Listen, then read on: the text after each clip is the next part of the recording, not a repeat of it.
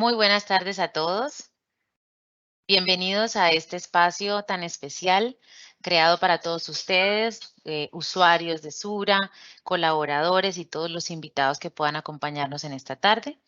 Y estamos aquí reunidos por un motivo muy especial y muy sensible, y es hablar de dos términos o dos definiciones como lo son duelo y muerte.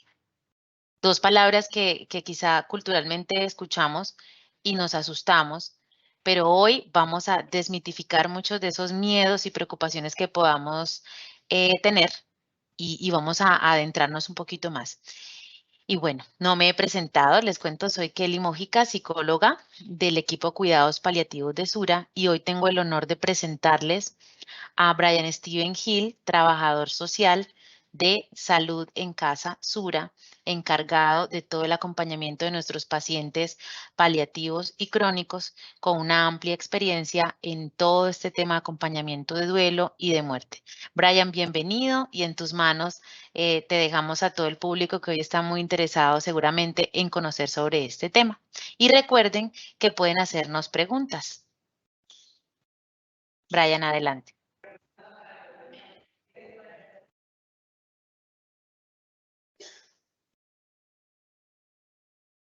Brian, enciende el micrófono, se nos quedó apagadito, por favor. ¿Ahí me escuchan? Sí, perfecto. Ya nos puedes Muy compartir listo. pantalla cuando quieras. Vale. Ok. Listo. De antemano, pues agradezco, compañera, por el espacio y a cada uno de ustedes por tomarse esta horita que vamos a tener de discusión. Es un aprendizaje en doble vía, es un aprendizaje de experiencias, de acompañamientos a personas que ya no están. Entonces, sin más preámbulo, voy a hacerle la presentación de las diapositivas.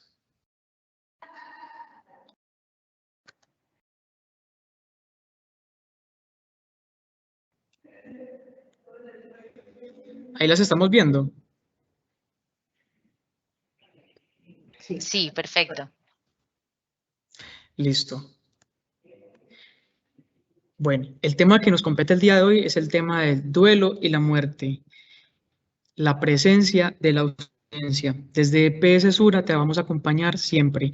Para mí es un honor, pues, estar aquí el día de hoy junto con ustedes. Esperemos de que este ratico que vamos a disponer de ese espacio sea muy agradable para ustedes, en el cual mi intención es que resignifiquemos esta palabra, estas dos palabras y estas situaciones que conllevan a una sensibilidad y a una movilización de recursos de nuestras emociones. La experiencia del duelo y la muerte, un adiós sin abrazos. Entonces vamos a tener un pequeño significado del duelo para la persona, el duelo y sus características, los tipos de pérdidas, las etapas del duelo, el ciclo para depurar el dolor, diferenciar de un duelo normal versus un duelo patológico, cómo posiblemente podemos afrontar el duelo y compartir experiencias, casos, devoluciones individuales y cierre final. Nuestro objetivo transversal en toda esta charla será psicoeducar el conocimiento sobre el tema del duelo, ofrecer herramientas para identificar lo que sería un duelo normal versus un duelo patológico, poner en contexto la situación actual y los retos que enfrentamos a la hora de vivir un duelo anticipado y un duelo póstumo. Yo quiero aquí hacer un paréntesis. Anteriormente dábamos capacitaciones solamente de duelo y muerte frente a temas de enfermedades, como que podían llevarse a cabo un ritual funerario. En este momento, con la emergencia sanitaria, nos vemos obligados también a resignificar todas esas prácticas de creencias, toda esa parte de acompañamiento, y por eso está el avisito que dice un adiós sin abrazos. Yo quiero que cada uno de ustedes tengan allí en su mente qué significa para usted la palabra duelo o muerte. Yo quiero que esto sea un foco de preguntas para que las personas empecemos a responder qué entiendo por duelo y qué entiendo por muerte, ¿sí? Porque son, a pesar de que tienen similitudes, son diferentes. Entendemos el duelo, aquella respuesta emocional normal frente a la pérdida de lo inmensamente querido. No solamente es cuando se muere alguien, es también cuando tenemos la pérdida de un bien material, de una ruptura marital, de un noviazgo, de un robo, de que hasta el hecho de que se me desapareció el teléfono. Es la sensación de que antes tenía un elemento, una persona, una cosa que la tenía en mi poder y que por X o Y motivo deja de existir. Allí tenemos un pequeño duelo, porque es la sensación a la pérdida que lo que tenemos en este momento. Que el día de hoy lo vamos a empezar a relacionar con la parte de un ser querido, claro que sí, pero también es muy importante validar la amplia categorización que tiene este tema versus la muerte es el avance de la ciencia. La muerte pasó a entenderse como un proceso que a partir de cierto momento es irreversible. Cuando alguien muere, simplemente deja de existir físicamente, pero no emocionalmente. Por eso hay múltiples películas y entre ellos que dice El mundo de los recordados, porque a pesar de que estuvieron aquí en ese plano terrenal, ya no están. Eso quiere decir de que de una u otra forma son personas que dejan huella y que dejan huella en cada uno de ustedes. Las personas que están aquí en este momento conectadas, si en algún momento pues también han cursado un proceso de duelo por X o Y motivo, tanto de duelo o como de muerte. Si quieren también hacer preguntas con respecto a cómo se sienten en este momento, si se sienten, por ejemplo, sin herramientas para afrontar la pérdida de su mamá, de su papá, de su hermano, de cualquier ser querido que marcó en su vida un hito y que hoy, frente a una situación de duelo, lo estamos extrañando. Vamos entonces a decir que este proceso incluye conductas particulares que están asociadas a la cultura, personalidad y religión. Entonces, aquí vamos a hacer un pequeño paréntesis para colocar un corto video para dar contexto pues a lo que quiero continuar.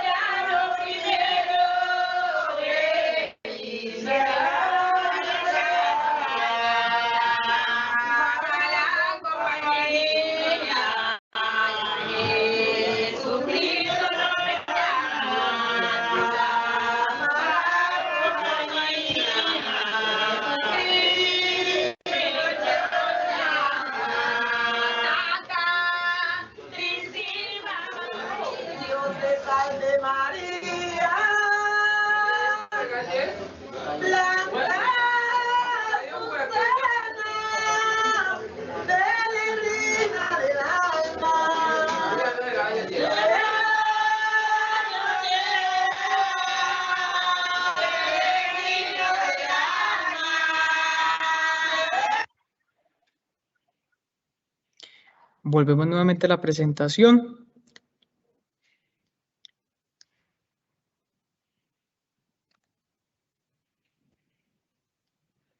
Listo. Entonces, con este video, ¿qué les quiero dar a entender? De que en el Estado colombiano tenemos múltiples formas culturales de cómo afrontar nuestras pérdidas de muerte, ¿cierto?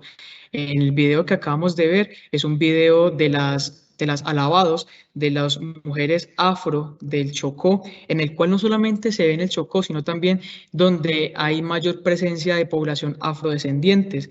No nos vamos muy lejos, en el municipio de La Paila Valle, en el municipio de Zarzal Valle, hay presencia de mujeres que aún en los rituales utilizan este tipo de prácticas para llevar a cabo la despedida de un ser querido. Entonces, cuando decimos de que nuestras conductas son particulares, influye lo que es nuestra cultura. Bueno, ¿qué entendemos nosotros desde nuestra muerte?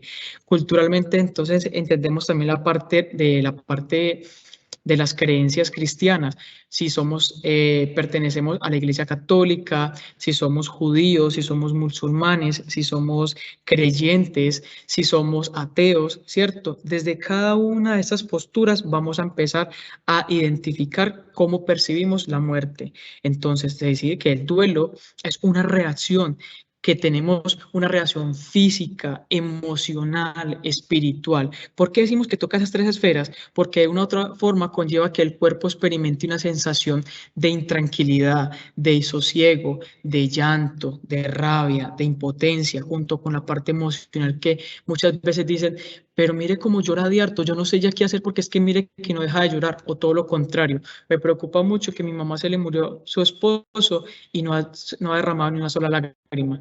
Atribuimos mucho los significados y las pautas de cómo poder o cómo debería de ser cómo responder ante un duelo espiritual, porque siempre vamos a estar aferrados a nuestras creencias para poder mitigar nuestro dolor. Entonces, todo esto es una respuesta a una pérdida o a la muerte. Veamos a continuación el tipo de pérdidas. Decimos que hay pérdidas relacionales, que es las que hablábamos ahorita, que es el tipo como de duelo. Es pérdidas de personas, separaciones, divorcios y efectiva muerte, muerte de seres queridos. Las pérdidas de capacidades ocurre cuando un individuo pierde capacidades físicas y o mentales, por ejemplo, una amputación de un miembro. O no nos vamos muy lejos, vámonos en este momento, las personas que están aquí en el programa de crónicos permanentes, cuidados paliativos, son personas que han empezado a elaborar un duelo anticipado. ¿Por qué hablamos de duelo anticipado? Porque empezamos a ver cómo ese deterioro funcional de la persona que tanto amamos se va incrementando con el pasar de los días. Son personas de que, por ejemplo, antes caminaban, iban al baño solitos, se vestían, comían.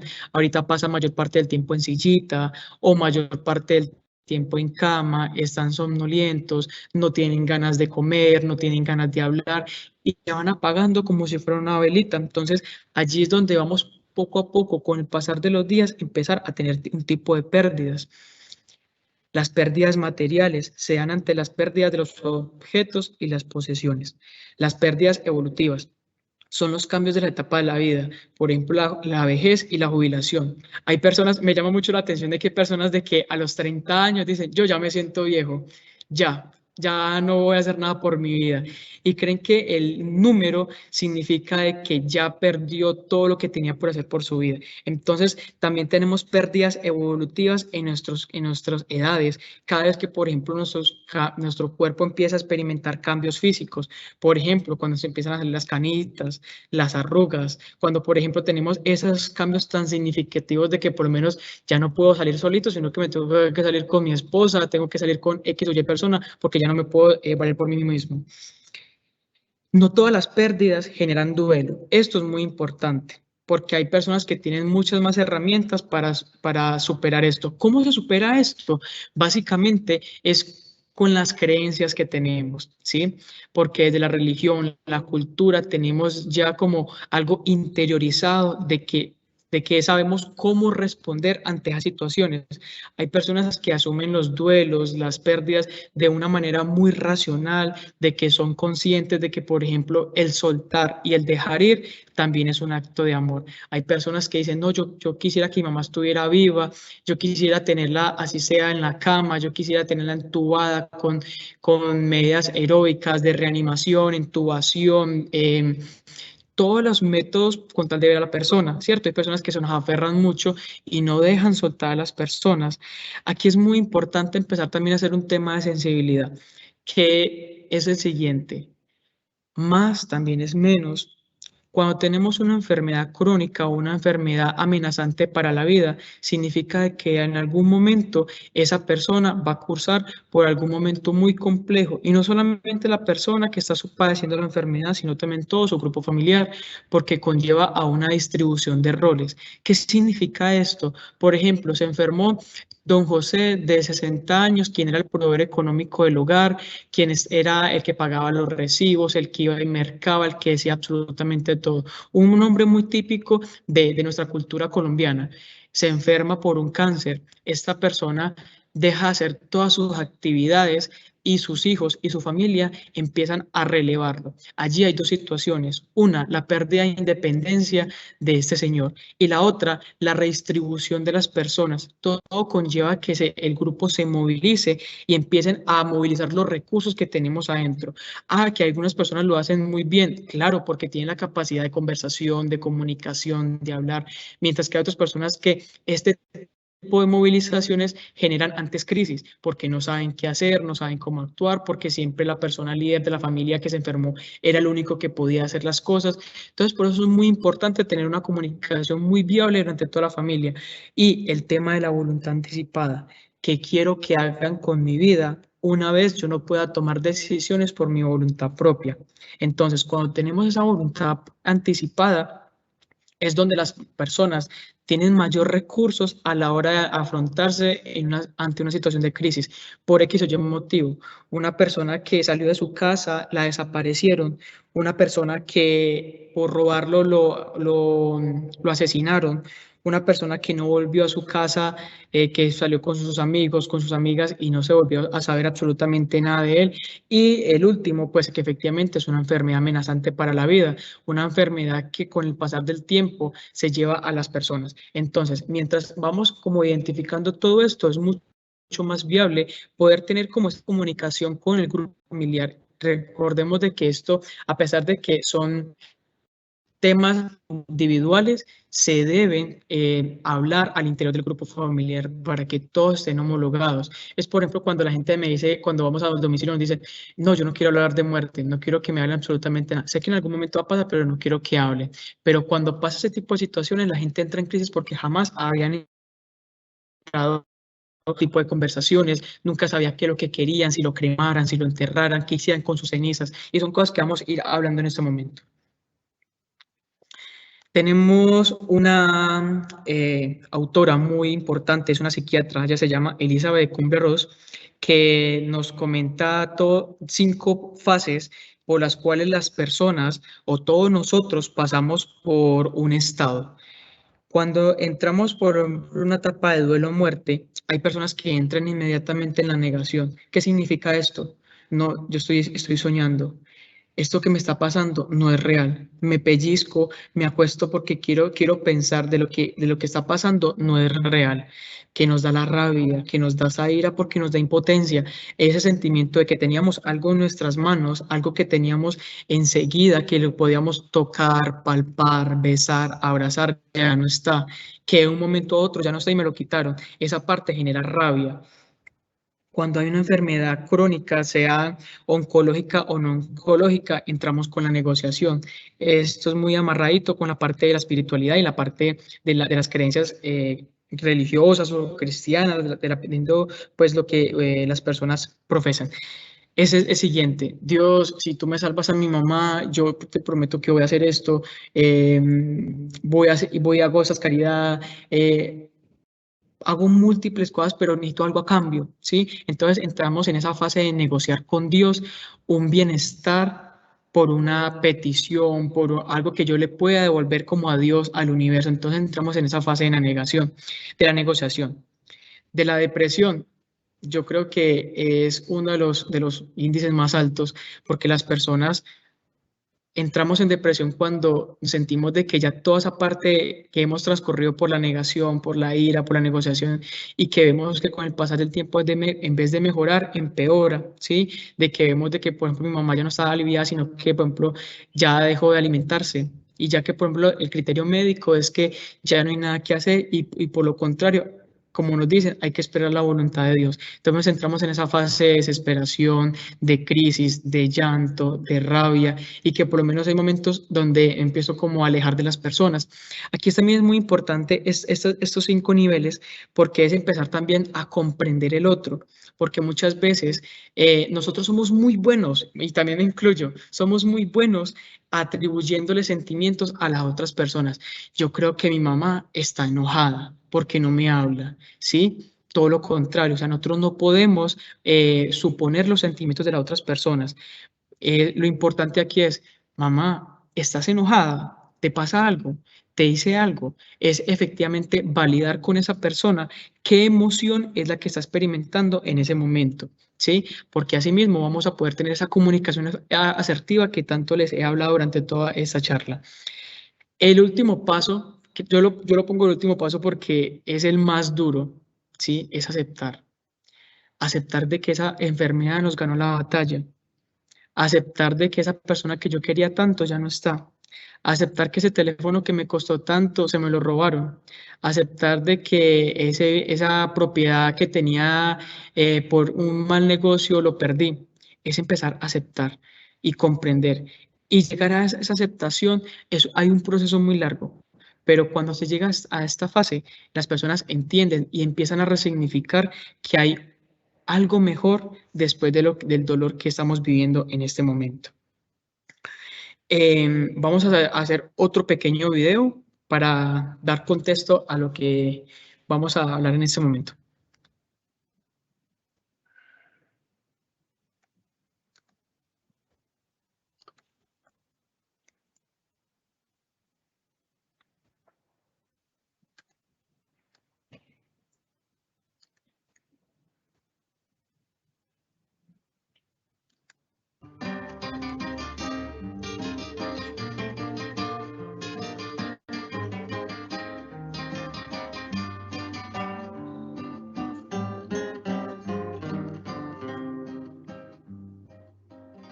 En la época prehispánica, la veneración a la muerte era uno de los elementos básicos de la cultura.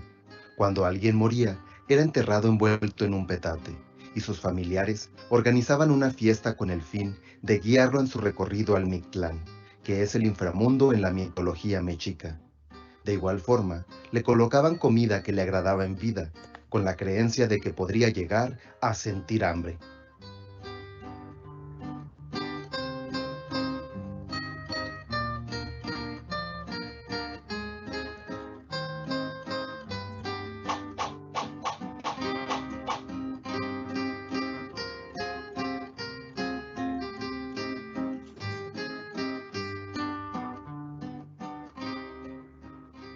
El Día de Muertos en la visión indígena implica el retorno transitorio de los difuntos a su hogar, al mundo de los vivos, para convivir con los familiares y para nutrirse de la esencia del alimento que se les ofrece en los altares puestos en su honor. En esta celebración del Día de Muertos, la muerte es un símbolo de la vida, que se materializa en el altar ofrecido. En este sentido, se trata de una celebración que conlleva una gran trascendencia popular, ya que comprende diversos significados, desde filosóficos hasta materiales. Su origen se ubica en la armonía entre la celebración de los rituales religiosos católicos traídos por los españoles y la conmemoración del Día de Muertos que los indígenas realizaban. Los antiguos mexicas, mixtecas, texcocanos, zapotecas, tlaxcaltecas, totonacas y otros pueblos originarios de nuestro país trasladaron la veneración de sus muertos al calendario cristiano, la cual coincidía con el final del ciclo agrícola del maíz, principal cultivo alimentario de México. Esta celebración se lleva a cabo los días 1 y 2 de noviembre, y cada año muchas familias colocan ofrendas y altares decorados con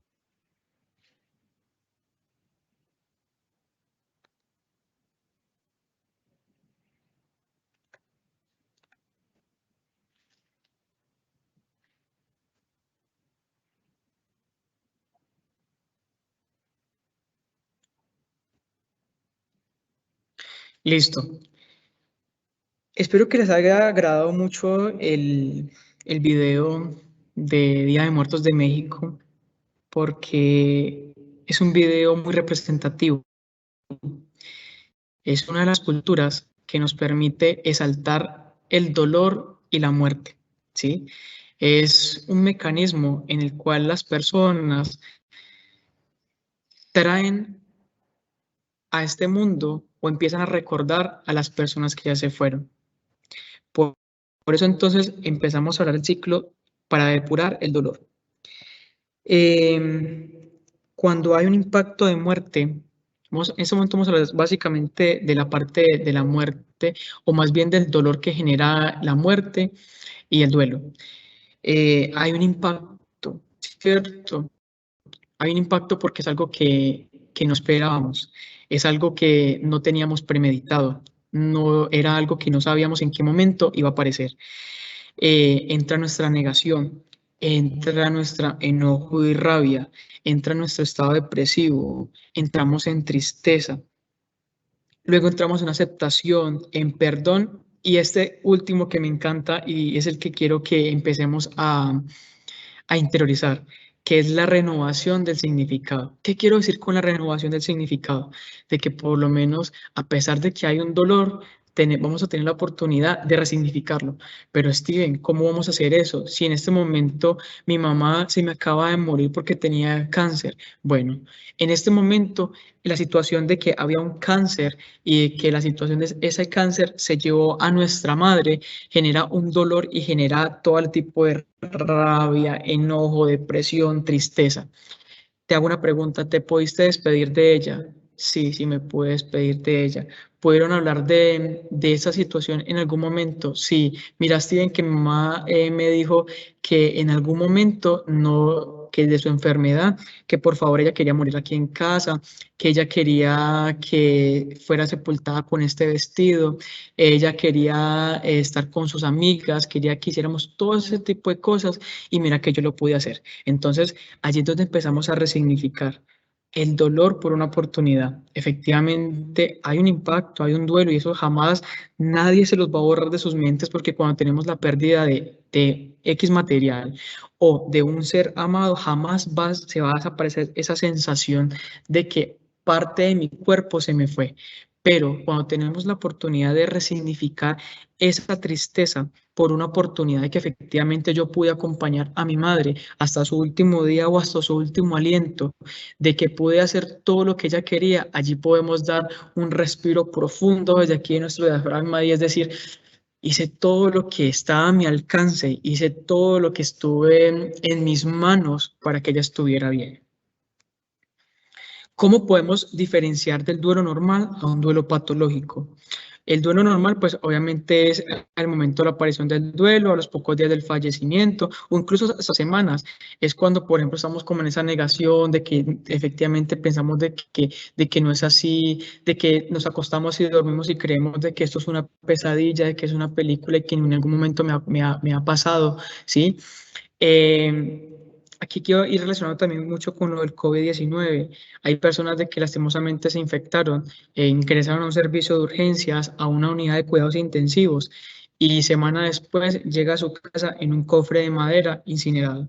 Entonces son personas de que efectivamente su impacto emocional es mucho más grande. Frente al duelo patológico puede durar semanas o incluso meses. Aquí hay que tener mucho cuidado cuando la persona empieza a extender sus emociones y, por ejemplo, empiecen a llorar o a estar retraídos o a estar con enojo, con rabia y a empezar a rechazar la realidad.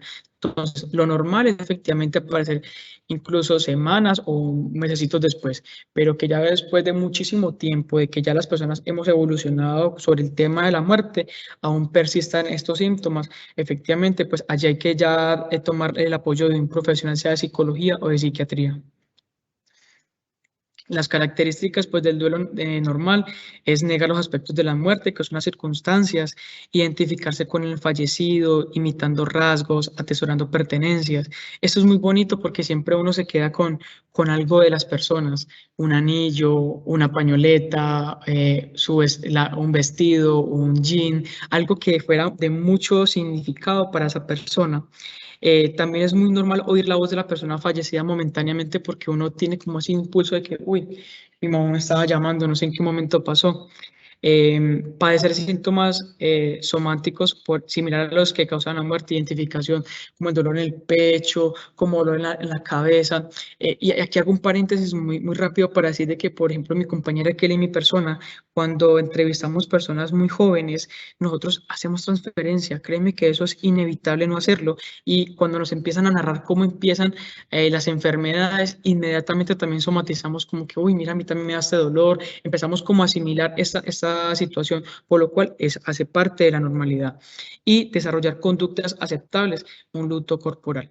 Frente a las características del duelo patológico es negar la muerte, es creer que vive, que la persona, mi mamá no se ha muerto, ella está dormidita, pero yo sé que ella se va a levantar. Creer que es el fallecido. Hay alucinaciones complejas y estructuradas. Creer que se va a morir de la misma manera. Entonces hay una reconsulta médica, no, mira, yo estoy sintiendo esto, mi mamá se me acaba de morir y entramos en esa parte de crisis. Y las conductas es conservar las cenizas, hacer altares, visitar cementerios diariamente, también eso es muy patológico. Esto hay que hacerlo, hay gente que custodia las cenizas en su casa, ok, es totalmente respetable, tiene su altar, pero por ejemplo visitar el cementerio todos los días, empezar a llorar, es que se vuelva como una especie de rutina, ya no es tan normal esta parte del duelo. Los tipos de pérdidas que favorecen el duelo patológico efectivamente es el ciclo vital de la juventud y de los niños. Créeme que el fallecimiento de un niño o de un adolescente siempre marca mucho no solamente a la familia, sino también a la sociedad, porque se estima que socialmente sean los hijos quienes entierran a los padres, no los padres a sus hijos. Las circunstancias de una muerte súbita, un accidente, un homicidio y un suicidio. La muerte incierta a personas que desaparecen, la pérdida múltiple de varios miembros de la familia y o varias pérdidas juntas en el trabajo o en la casa. En la parte relacional, la pérdida del hijo, del cónyuge, de la madre o del padre en edad temprana y o hermano en la adolescencia. En la parte personal, pues es en la parte de la ancianidad y en la juventud del adolescente, trastorno psiquiátrico previo. Cuando tenemos familiares o conocidos que tengan un trastorno psiquiátrico previo, pues lo importante es empezar un trabajo de duelo anticipado cuando sabemos que hay una enfermedad previa de que en algún momento va a tener como ese comportamiento. Cuando hay personas que tienen abuso de sustancias psicoactivas legales o ilegales, o cuando tenemos duelos anteriores no resueltos. Mira, se me acabó de morir mi papá y tiempo después se me murió mi mamá. Entonces son cosas de que de una u otra forma es muy importante empezar a acompañar y a comprender. Recuerden, jamás vamos a pensar por el otro, jamás vamos a validar que está en un estado emocional sin preguntarlo y sin saber qué es lo que está viviendo. ¿Cómo afrontar el duelo? Darse tiempo y permiso para abordar de forma consciente el proceso y restablecerse. Es cierto que el tiempo en sí mismo no nos alivia, pero necesitamos tiempo para realizar una serie de tareas que nos llevarán a la superación de la pérdida. Ese tiempo estará invertido si se recupera al interés de la vida, se reconstruye el sentido de esta y se logra volver a gozar de la existencia. Para recuperarse hay que permitirse bucear en uno mismo y descubrir los sentimientos que habitan en nuestro interior, sin censurar, sin negar, pero tampoco recreándonos en ellos y enganchándonos, sino todo lo contrario, hay que dejar ir. Buscar ayuda psicológica de algún familiar, de algún líder espiritual o comunidad para recibir el acompañamiento y orientaciones que podamos necesitar. Público, yo le digo una cosa, nosotros siempre vamos a necesitar de alguien, nosotros no somos ermitaños, no somos individuales, nosotros siempre vamos a necesitar de una persona que nos dé amor, que nos dé cariño, que nos provee nuestro alimento, que nos provee nuestro trabajo, siempre vamos a estar alrededor de personas que de una u otra forma vamos a necesitar en el día a día.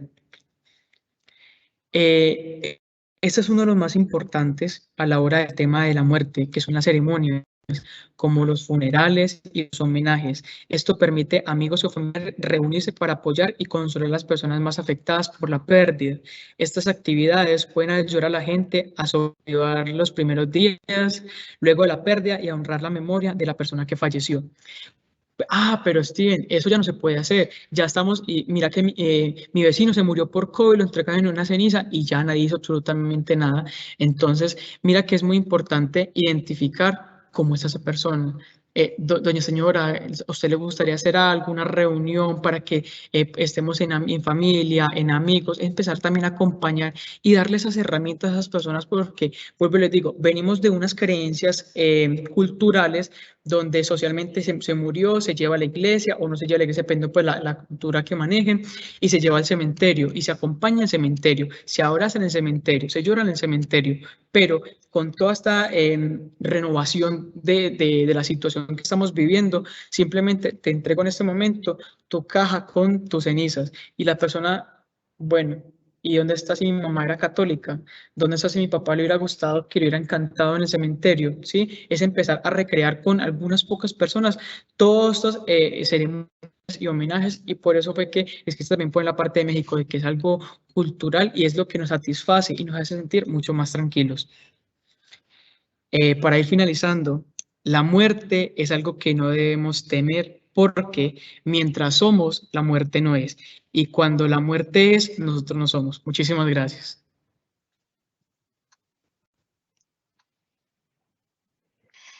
Gracias a ti, Steven. Y bueno, ahora pasamos a un espacio de conversación y también para resolver preguntas. Por acá tenemos una pregunta muy valiosa y quisiera que empezáramos pues en este tiempo que nos queda a compartir. Yo tengo también unas preguntas que hacerte respecto de todo lo que nos has contado, así que vamos a conversar. Y empecemos con una pregunta que nos hacen. Muchas gracias por la capacitación, nos dicen por acá. Quisiera preguntar lo siguiente. ¿A qué te refieres cuando empleas la expresión hacemos transferencia? ¿En qué consiste esto? Esa pregunta es maravillosa, muchas gracias. Bueno, la transferencia es verme en la otra persona, ¿sí? ¿Qué quiero decir? Esto lo vamos a poner en el contexto de enfermedad. Steven va a un domicilio de programa de cuidados paliativos donde ingresan a un joven de 30 años de edad. Su diagnóstico es un cáncer en el cual pues empieza a tener un deterioro y su enfermedad es amenazante para la vida. Llego yo al domicilio y me encuentro con un joven con las mismas características similares, universitario, sin hijos, con su grupo familiar, con sus grupos de pares, y me encuentro en un ámbito muy relacional donde me hago enganche con él. Entonces, allí es donde se hace la parte de la similitud y donde puedo hacer transferencia. Nosotros en cualquier momento podemos hacer transferencia, no solamente con la persona que tenemos en el ciclo vital, sino, por ejemplo, también cuando tenemos mayor afinidad con algún miembro del grupo familiar. Es decir, no solamente cuando yo visito a una persona de mi misma edad, sino, por ejemplo, cuando, por ejemplo, yo quiero mucho a mi abuelita y voy a visitar a mi abuelita y encuentro a una adulta mayor con unas características muy similares a las de mi abuela. Entonces siempre voy a hacer transferencia porque en algún momento voy a tener la sensación o la percepción de que la persona que tal vez estoy atendiendo es mi abuela. ¿Alguna otra? Muy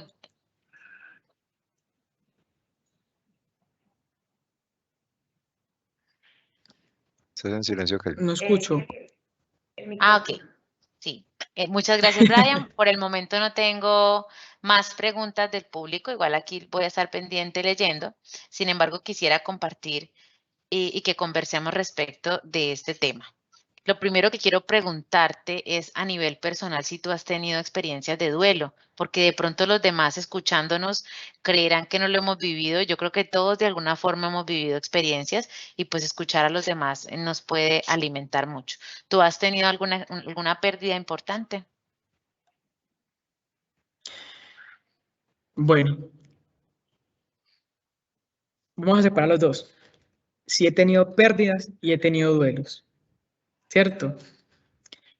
Pérdidas, claro, yo creo que en algún momento de mi vida he tenido pérdidas de materiales por X o Y motivo. Frente a la parte de muertes, he acompañado a mis padres, quienes ya no se encuentran en ese plano terrenal. Todos dos son oncológicos hace 5 y 7 años, ¿sí? Por lo cual este tema, a pesar de que lo haya estudiado teóricamente, también ha sido práctica y también ha sido muy personal de mi parte. Efectivamente, yo cuento con la experiencia, no triste, pero sí por lo menos dolorosa de tener esa ausencia de esas personas de que ya no están, ¿sí? Por eso creo que las personas que estamos siempre en algún programa, el universo los pone allí, ¿sí? Porque vas a tener la posibilidad de tener las fibras, vas a tener esa compasión por la persona que está sufriendo. Compasión es muy diferente a tener lástima, ¿sí? La compasión es ponerme en los zapatos de esa persona que está sufriendo una enfermedad, ¿sí? Por eso entonces les comparto con toda la humildad del mundo que las personas que más amé en mi vida ya no están. Pero a pesar de que ya no estén físicamente, siempre va a estar aquí en el corazón y aquí. Y mientras ellos estén aquí y en este lugar tan importante, las personas jamás van a morir. Gracias por compartirnos esa experiencia tan sensible y a mi parecer muy valiosa. Y bueno, hay otra pregunta que te traigo escuchándote, y decías algo muy importante sobre la cultura. Nos decías, la cultura influencia de forma importante en la forma en cómo resignificamos las pérdidas. Desde tu lugar hoy como trabajador social y desde la experiencia que has tenido con nuestras familias de los diferentes programas de Sura, ¿qué nos puedes recomendar a todos como ciudadanos, como colombianos o como habitantes de esta tierra para que podamos resignificar mejor la muerte? ¿Qué nos está faltando como cultura para que se transforme la manera como la vemos o como lo asimilamos? Perfecto. Yo creo que aquí lo más importante es el tema de cultura, ¿cierto? El tema de cultura es un tema muy amplio que abarca varios paradigmas, entre ellos las creencias, raza, sexo, género, edad, todo lo que se quiere incluir en esa parte, en esa categoría de cultura. ¿Cuál es mi única recomendación? Comprender de que hay multiplicidad de culturas y que mi cultura no es la única, ni es la válida, ¿sí? Porque cuando, por ejemplo, yo tengo un sistema de creencias personales, pero la persona que está aquí al lado mío tiene un sistema de creencias totalmente diferentes. Y si en doble vía las respetamos y las comprendemos, va a ser mucho más fácil empezar a tener un proceso de resignificación. ¿Qué significa esa parte de resignificación? Ah, mira, yo pensé que todo el mundo era católico. No, mira que él es judío, mira que él es musulmán, mira que él es ateo. Y es totalmente válido porque son sus bases de sus creencias. Cuando aceptamos, comprendemos y respetamos que ese sistema de creencias no es único, sino que es universal, allí vamos a poder entender desde varias culturas el significado de muerte y de pérdida de las personas. Súper, me encantó esa respuesta. Y ahí hablabas de otro tema para mí muy valioso y son los abuelos. Pues si hablamos de los abuelos, porque todos tenemos abuelitos en la familia normalmente, y uno dice, ¿qué hago con mi abuelo que siente que perdió funcionalidad, que no puede hacer lo que hacía antes? Y yo por lo menos veo a mis abuelos tristes y a veces no sé qué hacer. Desde tu experiencia, ¿qué podríamos hacer por nuestros abuelos o por un familiar que tenga una pérdida y esté haciendo duelo por eso a un miembro de su cuerpo o capacidad? Allí yo creo que sería muy importante empezar a identificar esa parte de duelo normal y duelo patológico, ¿sí? Porque efectivamente yo creo que no solamente los adultos mayores, cualquier persona que pierde su independencia o su autonomía, ¿quién va a estar contento que lo estén bañando sus partes íntimas? ¿Quién va a estar contento que lo estén alimentando? Yo creo que a ninguno de nosotros estaría a gusto en esa situación. Lo primero y lo más importante es comprender qué es lo que está viviendo, conversar con esa persona, si está consciente, claro está, ve mamita, ¿cómo se siente? ¿Puedo hacer algo por usted para que se sienta mejor? Ay, mi hijo, mira que a mí me gustaba irme los domingos a misa, pero mira que como ya nadie me lleva, pues me toca escuchar la misa acá. Bueno, mamá, ¿y qué pasa? De domingo la llevo en silla de ruedas y escucho la mesita por allá afuera, ¿cierto? Es empezar a hacer comodines para que esa persona empiece a recuperar a medianamente esas actividades que tenía cotidianamente. Eso conlleva que la persona esté un poco más tranquila y baje sus niveles de estrés, porque de una u otra forma, el hecho de que yo no pueda hacer nada, que pueda salir, que no me pueda movilizar, generar rabia, generar impotencia.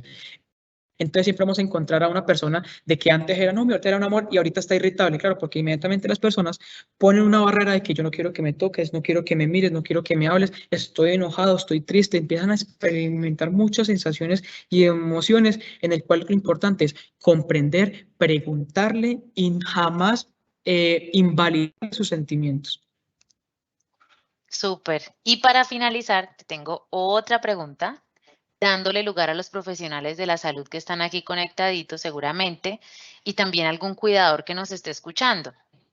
¿Qué podemos hacer nosotros, los profesionales en la salud, para descargarnos cuando sentimos que hemos tenido un día pesado o que hemos acompañado muchos duelos complejos y definitivamente no sabemos qué hacer con esa energía, si se le puede llamar así, o con todas las emociones que también surgen de nosotros como humanos cuando estamos en presencia de una familia que está atravesando un duelo? ¿Tú qué crees que podríamos hacer?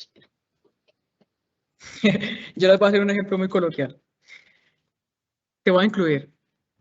Cuando me voy con Kelly A para ver, un domicilio, hablamos de que hay una persona que está en fase de final de vida y que efectivamente que cuando llegamos, minutos después fallece.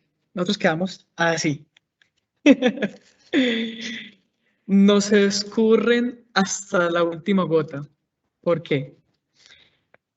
Nosotros somos seres humanos, nosotros no somos máquinas.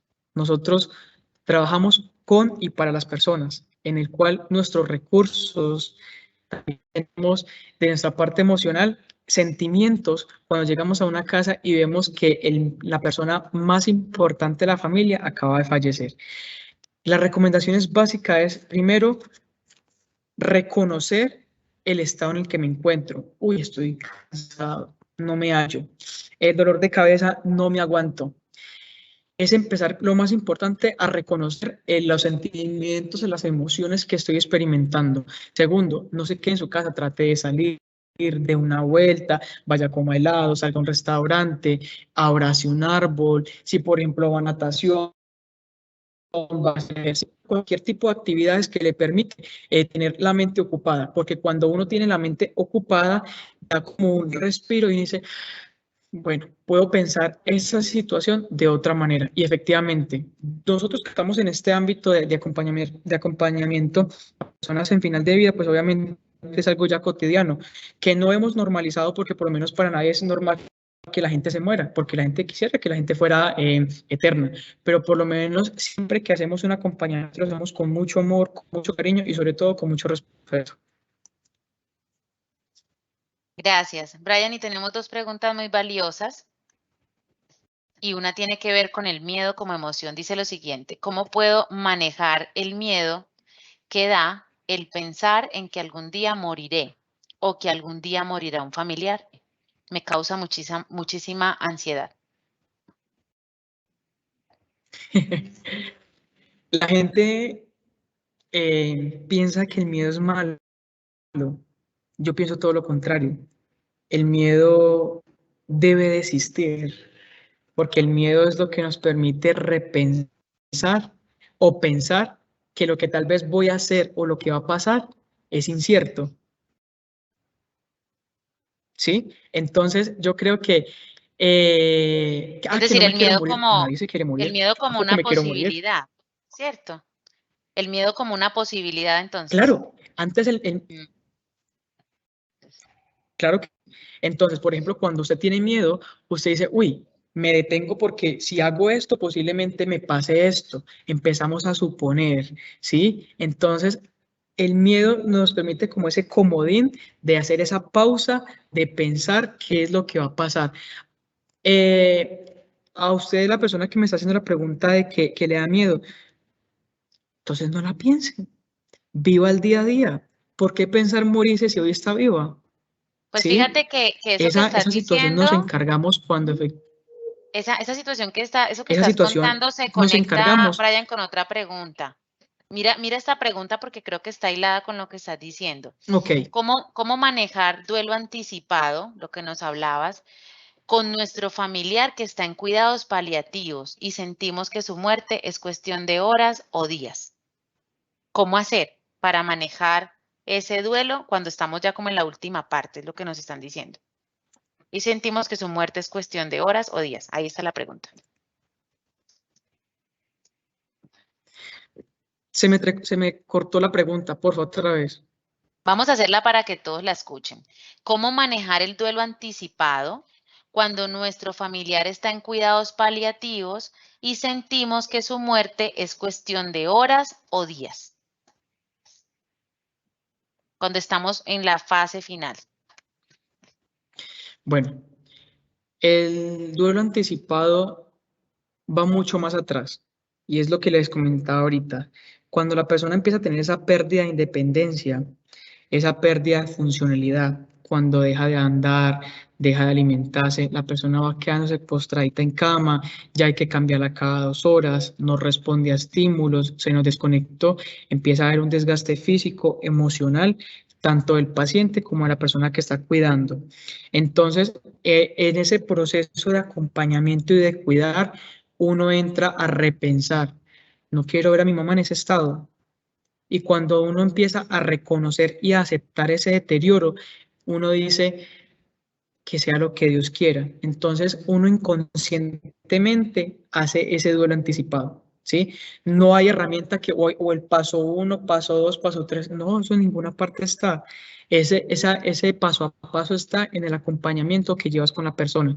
Ah, que mi mamá está a punto de morirse, yo la acompañé durante todo el tiempo en quimioterapia, radioterapia, pero ya no hay nada más que hacer, se me postró en mi cama y mi mamá se me va a morir prontamente. Con tristeza lo dice, pero con una aceptación muy en el fondo.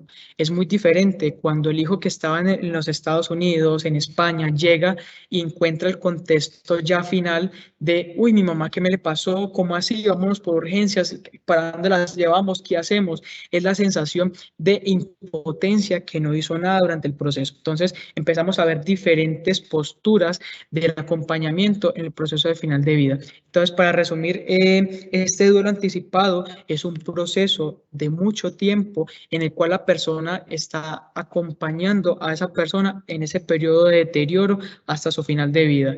Que muchas veces cuando cuando está el miedo es ese cuadrito que nos ponemos acá y estás en miedo de que no sé cómo voy a reaccionar, no sé cómo voy a verla cuando fallezca, no sé qué va a pasar cuando fallezca. Ese miedo es el que permite tomar un respiro y cuando la persona fallece están muy tranquilos porque saben que lo que estaba en sus manos fue lo que hizo y era lo que tenía que hacer. Bueno, muchísimas gracias. Como compañera, muy orgullosa de escucharte, de también como resumir y encontrar todo lo que has aprendido y hemos aprendido juntos. Esperamos de verdad que este espacio Sí, haya sido para todos de mucho aprendizaje y que de pronto lo vuelvan a escuchar si por ahí queda el videito. Muchas gracias a muchas todos, al gracias. equipo técnico también por el apoyo y nos vemos en el próximo foro.